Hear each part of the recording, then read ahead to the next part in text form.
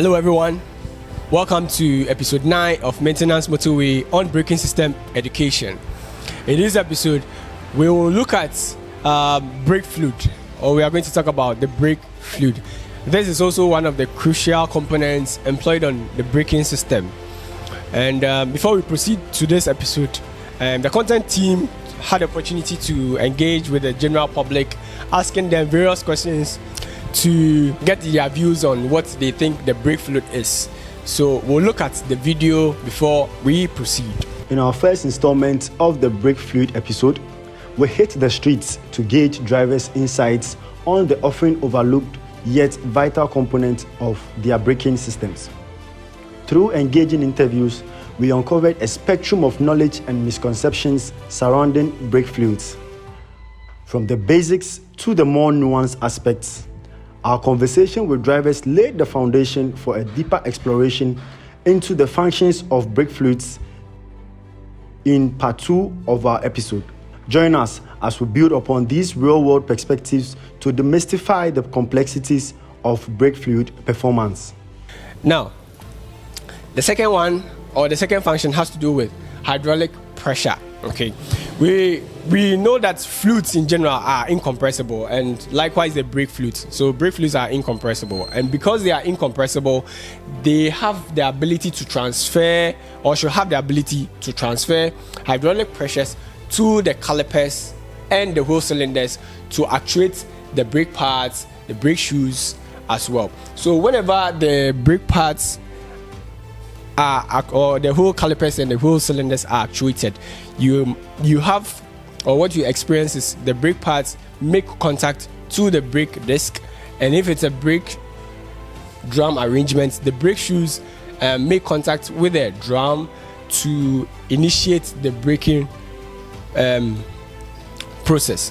So when they do that, they generate or they create friction, and this friction is used in stopping or slowing down the vehicle. Now, the third final function of the brake fluid is temperature stability. For every good brake fluid, you should have the ability to withstand temperature changes. All right, so every brake fluid should withstand that.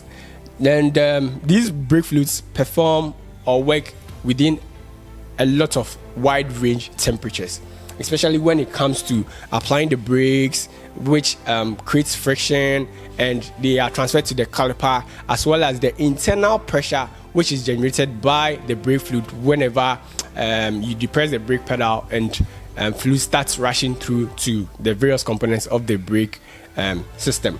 Now, when it happens this way, all these systems tend to generate a lot of temperatures. So the brake fluid should have the ability to withstand all these wide range temperatures whenever braking system is in operation. Okay, now when it happens this way, it has a way of affecting the brake fluid's properties and its quality.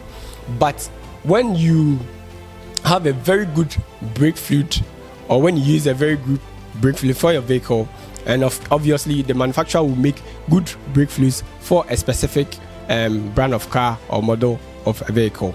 Now, the temperature should never affect a brake fluid whenever they are operating within this wide range of temperatures. So sometimes the heating conditions of the components will tend to affect the brake fluid, and that should not be so.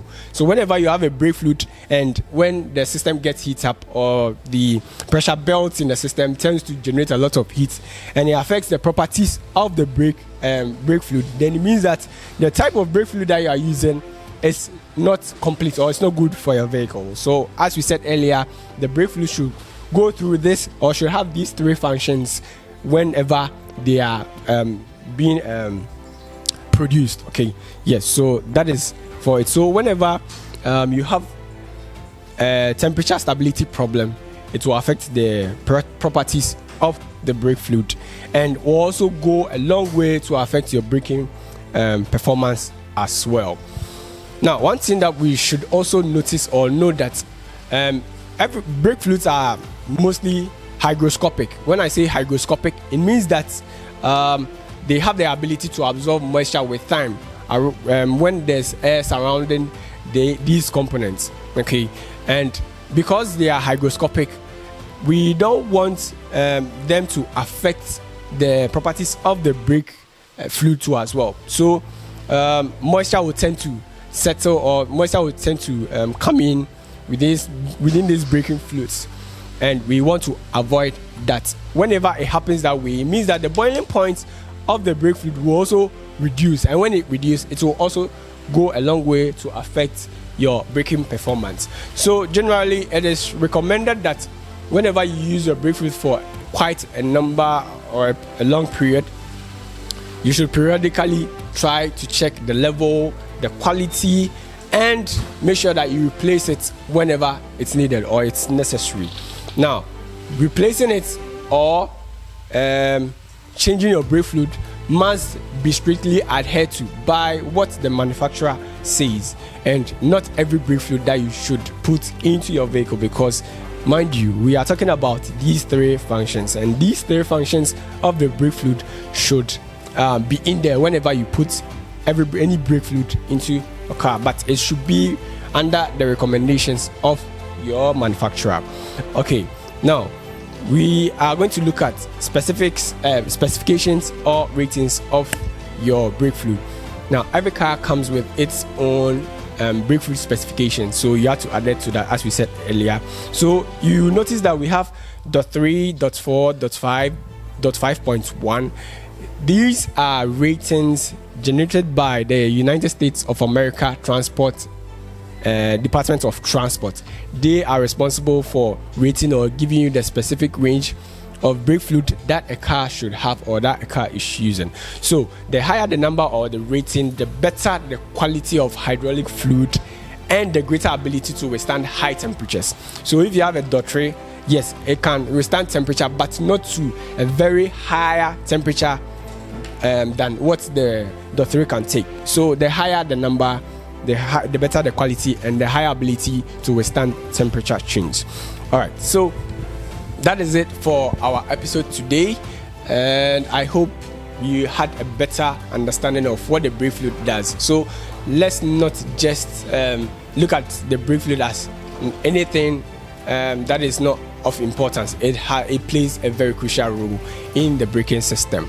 So having said that, in our next episode we are going to look at, or we'll delve more into these ratings and specifications of the brake fluid, and I hope with that very episode we are going to get a better understanding of that. And as usual, don't drink and drive, don't text and drive, and always practice defensive driving.